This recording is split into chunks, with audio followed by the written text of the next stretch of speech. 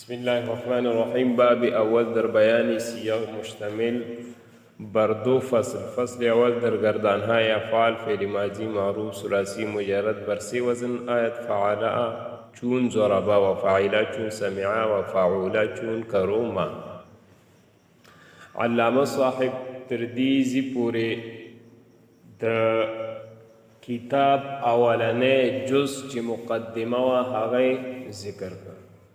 علامه صاحب په مقدمه کې تعریف د کلمې او درې اقسام د کلمې ذکر کړل چې په هغو کې اول تفصیل وکړ، په فعل کې د هغې مکمل تفصیل ذکر کړ، بیا چې د بیان او تفصیل ذکر کړ د اسم او د حرف تفصیل ذکر نه کړ، د هغې بیان یې ونه کړ ځکه چې د هغې نه څه نه راځي، گردانونه نه راځي.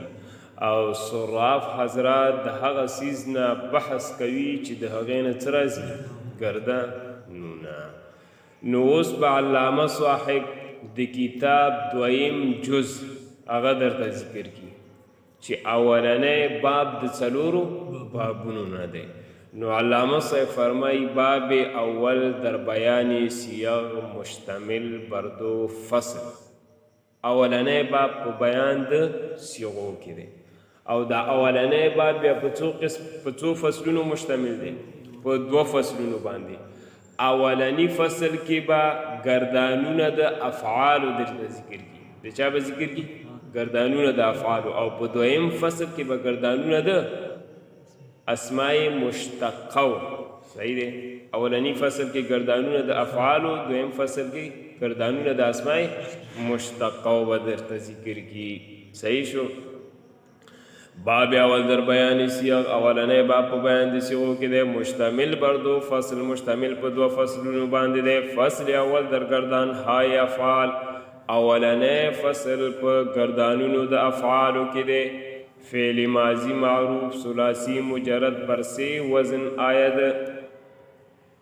فعل ماضی معروف مقصد د علامه صاحب د دې عبارت نه واخلا تر را روان مضارع را یازده صیغه است. تر دې زی پورې اته خبرې ذکر کول دي. اولنۍ خبره د ثلاثی مجرد د فعل ماضی معلوم د اولی صیغه اوزان به ذکر کی، او دا شان د فعل مضارع معلوم د اولی صیغه څه به ذکر کی، اوزان به ذکر کی. او بیا به چې د یو قاعده ذکر کی. صحیح شو. دریم به تمهید ذکر کی را روان عبارت تا. څلورم د فعل ماضی معلوم، د فعل ماضی مثبت معلوم گردان به ذکر کی. پنځم د دغه گردان د دغه صیغو تفصیل به ذکر کی. څه به ذکر کی؟ تفصیل. او شپږم د فعل ماضی مجهول مثبت گردان به ذکر کی. او اوم د ما اولا نافیه بیان به ذکر کی. صحیح شو.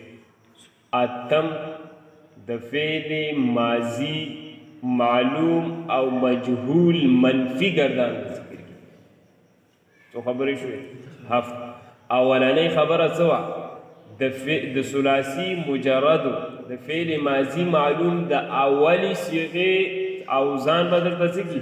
ذکر کی. او دغه شان د فعل مضارع معلوم د اولی صیغې څه به ذکر کی؟ اوزان به ذکر کی. نو علامه صاحب فرمایي چې د ثلاثي مجرد د فعل ماضی معلوم اوله صیغه په څو وزنونو راځي؟ په درې وزنونو راځي. اول په وزن د فعاله، دویم په وزن د فاعله، دریم په وزن د فعوله. په څو وزنونو شو؟ د ماضی د ثلاثي مجرد او د ماضی معلوم اوله صيغه په څو وزنونو شو؟ په درې وزنونو راځي. اول فعلا، دویم فاعله، دریم فعوله. بیا د اولنی وزن چې د فعل ماضی معلوم دی د دینه مضارع په درې وزنونو سره راځي.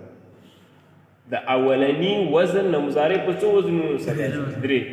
یو په وزن د یفعل سره، وزن د چا سره راځي لکه فعل یفعلو نصر ینصرو د دویم په وزن د یفعلو سره راځي په چا سره راځي مضارع یفعلو لکه یفعلو ضرب یضرب دریم په وزن د یفعلو سره راځي په چا سره راځي یفعل لکه مثال فعل یفعلو فتح یفتحو د ماضي د اولني وزن مضارع په څو وزنونو سره راځي درې وزن اول په فعل یفعلو دویم فعل یفعلو ضرب یضرب دریم فعل یفعلو فتح یفتحو دویم وزن موږ سره څه و فاعله د فاعلانه مضارع په دوه وزنونو سره راځي فاعلانه مضارع په څو وزنونو سره دوه وزنونو سره یو په وزن د یفعلو سره راځي وزن د چا سره یفعل لکه فاعل یفعلو سمع یسمع او دویم په وزن د یفعلو سره راځي وزن د چا سره یفعل لکه حسب یحسب او د فعوله نه صرف څه راځي مضارع په یو وزن راځي لکه فعوله یفعلو کرمه یکرم په دې اولنۍ خبره پوه شوئ چې د ماضي اوله صیغه د مجردو په څو وزنونو راځي درې فعله فعله فعوله بیا فعلنه مضارع په څو وزنونو راځي درې یفعلو یفعلو یفعلو او د فاعلنه مضارع په څو وزنونو راځي دوه یفعلو او یفعلو او د فعولنه مضارع په څو وزنونو راځي صرف په یو وزن راځي یفعلو راځه د اول نمبر خبرې ته غوږ شه علامه صاحب فرمایي فعل ماضي معروف فعل ماضي معلوم د ثلاثي مجردو برسه وزن آیت په درې وزنونو راځي اول فعله چون ضربه لکه څه ضربه دویم فاعله لکه سمعه دریم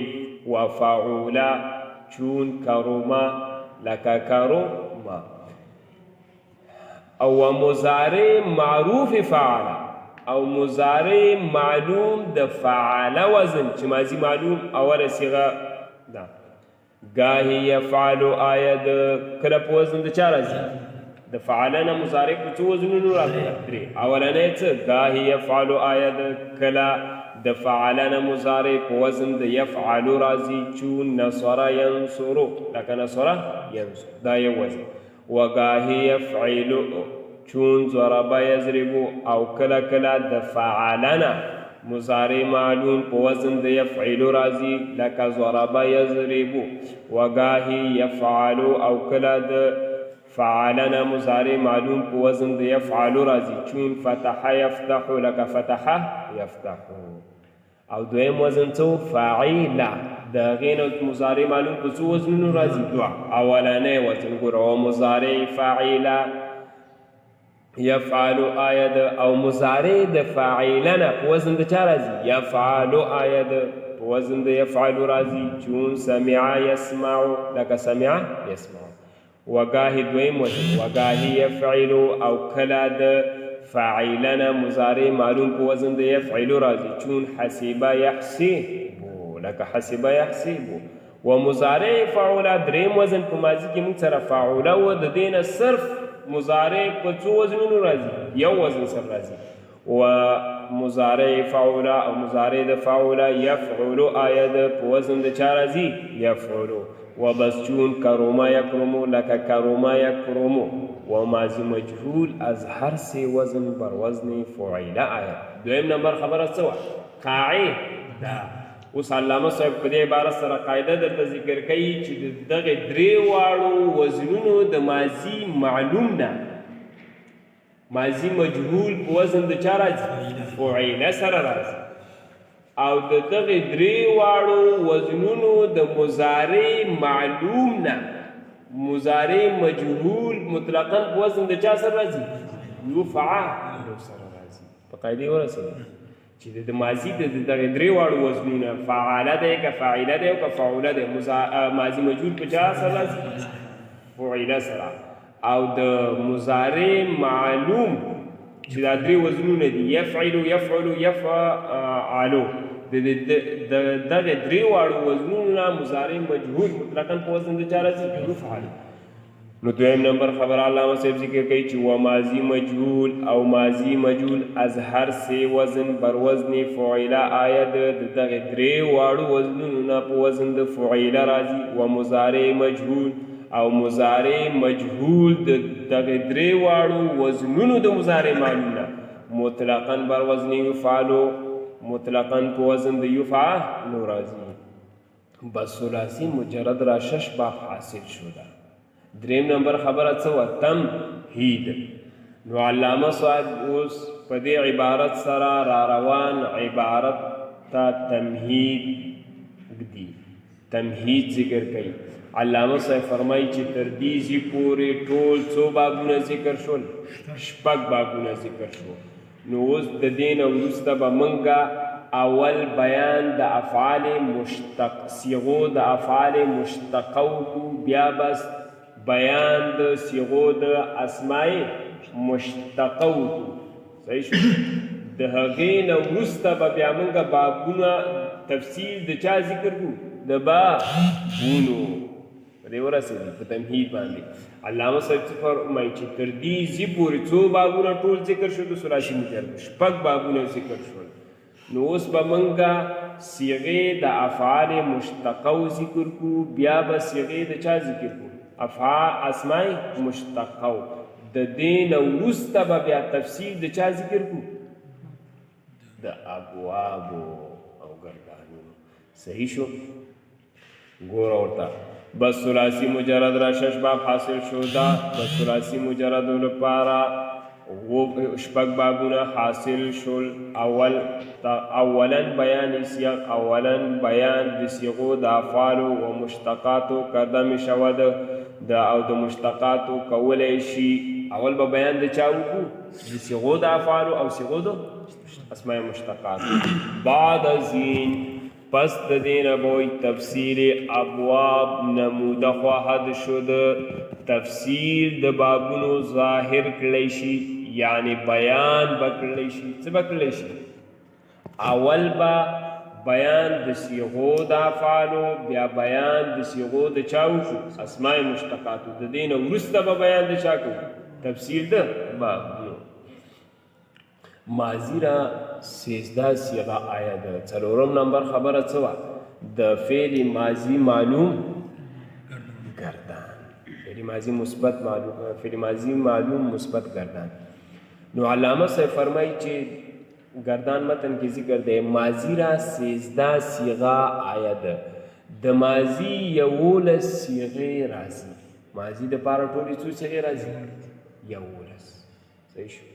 او مونږ څه ویلیو چې ماضی د پاره څه راځي 14.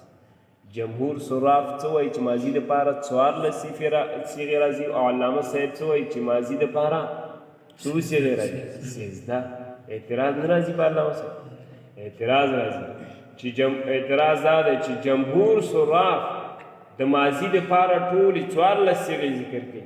علامه صاحب دلته 14 ذکر کړلې ای چرا دا ولې صحیح شو. جواب دا دی د دې چې په ماضی کې د تثنیه مذکر حاضر صیغه ضربتما او دغه شان د تثنیه مؤنث حاضر صیغه ضربتما دا دواړه صیغې په یو وزن باندې راځي.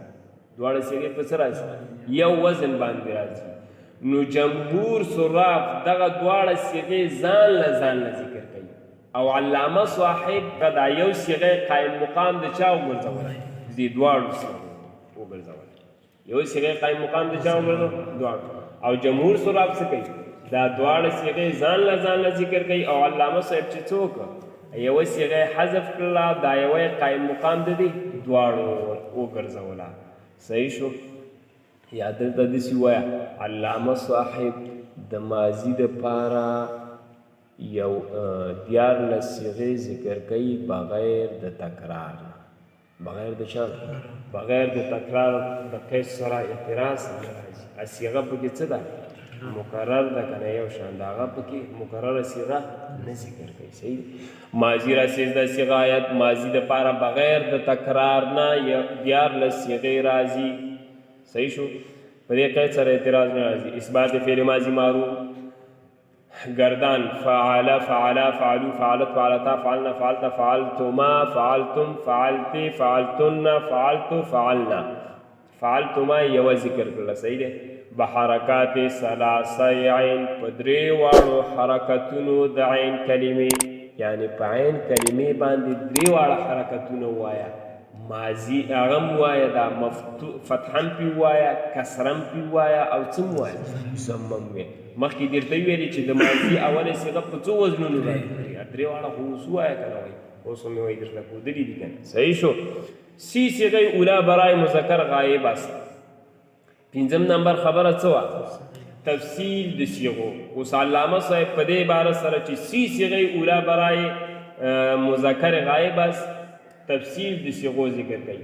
نو علامه صاحب فرمایي چې اولنۍ درې صیغې دا د مذکر دپاره راځي.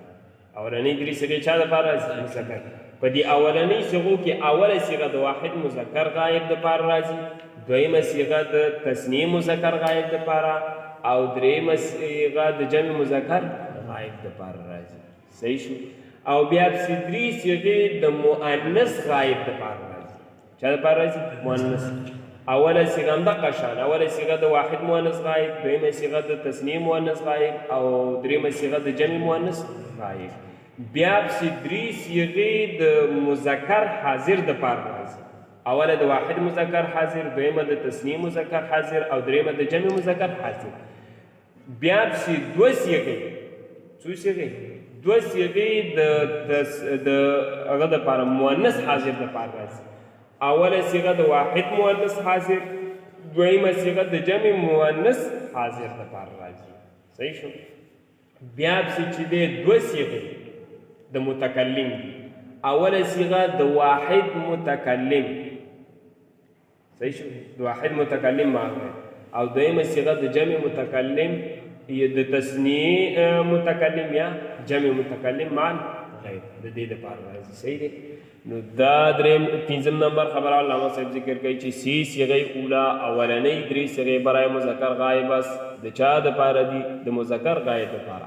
اول واحد، اول د واحد مذکر غایب، دوم تثنیه، دویم د تثنیه مذکر، سوم جمع، دریم د جمع مذکر غایب دپاره. بعد از آن سی صیغه مؤنث غایب است. پس د دغې دریونه درې صیغې د مؤنث غایب دپاره راځي به همون وضع، په همدغه طریقه باندې. په کومه طریقه؟ څنګه چې د مذکر غایب صیغې دي. صحیح دی. واحد تثنیه جمع. بعد از آن سی صیغه مذکر حاضر است. پس د دې نه بیا درې صیغې د چا دپاره راځي؟ د مذکر حاضر دپاره. درې څو کېږي؟ 9. صحیح شو. لیکن تثنیه آن برای مؤنث حاضر نیز آید. لیکن تثنیه د مذکر حاضر دا د چا دپاره هم راځي؟ مؤنث حاضر دپاره هم راځي. صحیح دی. لیکن تثنیه آن، لیکن تثنیه د دغې مذکر حاضر برای مؤنث حاضر نیز آید د مؤنث حاضر دپاره هم راځي. نو د دې د وجې نه علامه صاحب څه نه کړله؟ ذکر نه کړله چې تکرار بیا پکې راځي. او تکرار خو ستاسو ویلي دي که نه دغه دی. بعد از آن دو صیغه مؤنث حاضر. پس د دې نه بیا دوه صیغې د مؤنث حاضر لپاره راځي. اول واحد، اوله صیغه د واحد، دوم جمع او دویمه صیغه د جمع مؤنث حاضر. ضربتن والا. بعد از آن دو صیغه متکلم است. پس د دې نه دوه صیغې د چا راځي؟ بعد از آن دو صیغه متکلم است. پس د دې نه دوه صیغې د متکلم دي. اول برای واحد مذکر و مؤنث. اول صیغه د چا دپاره ده؟ برای واحد مذکر دپاره، د واحد مذکر او مؤنث هر دو د دواړو دپاره. د واحد مذکر دپاره هم راځي او د واحد مؤنث متکلم دپاره هم راځي. و دوم برای تثنیه او دویمه صیغه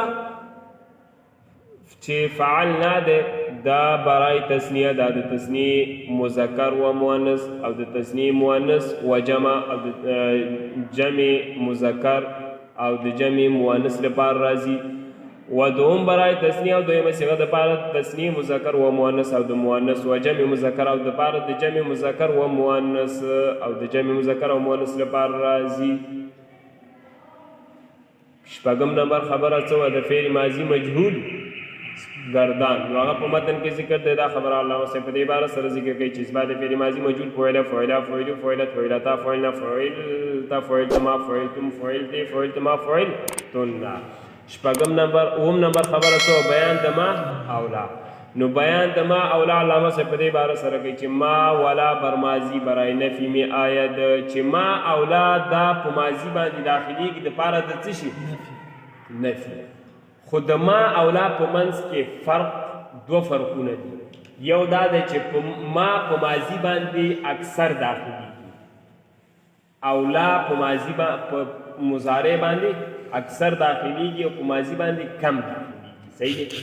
دویم فرق دا دی چې ما په ماضی باندې بغیر د کم شرط نه داخليږي اولا په ماضی باندې داخليږي سره د شرط سره د چانه یعنی چې لا په ماضی باندې داخليږي د دې د دخول د پاره دا ضروری دی چې د درې شرایطونو به یو شرط موجود وي.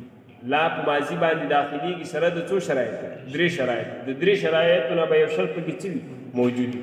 اولنی شرط دا دی چې تکرار د لا براغلی وي د بل فعل ماضی سره لکه لفظا یا معنا. صحیح شو یا لفظا یا حکما لکه لفظا مثال دی فلا صدق ولا صلى او د معنا حکما مثال دی لکه فلقتحم العقبه. د فلقتحم العقبه معنا دا فلا فك رقبه ولا اطعم یتیما ومسکینا دا معنا ده. او دویم شرط دا دی چې دغه ماضی به جواب قسم واقع شوی لکه تالله لا ضربته.